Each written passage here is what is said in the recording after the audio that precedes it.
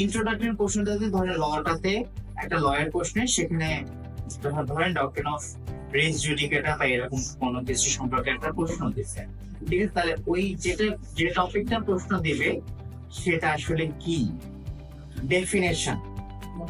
ডেফিনেশনটা আপনার সেখানে অবশ্যই প্রথমেই ডেফিনেশনটা থাকতে হবে।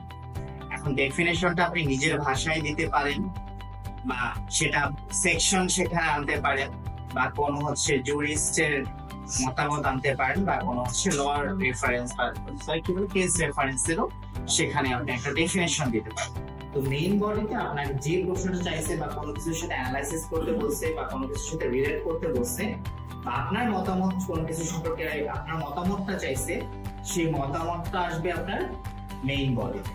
সেখানে আপনি পুরো সবকিছু ওই টপিক সম্পর্কে, রেস জুডিকেটর সম্পর্কে, ধরেন রেস জুডিকেটর সম্পর্কে দিছে বা ডক্ট্রিন অফ ডবল জেওপার্ডি সম্পর্কে দিছে, সেখানে আপনি ওইটা সম্পর্কে একদম ইলাবোরেটলি ডিসকাস করলেন, এক্সাম্পল দিলেন। খুব ভালো হয় যদি সেখানে আপনি এক্সাম্পল দেন বা সেকশন গুলো হচ্ছে বর্ণনা করলেন, বা সেটার সাথে আর কোন কোন আইনের কি কি মিল আছে সেগুলো নিয়ে আসলেন, ঠিক আছে?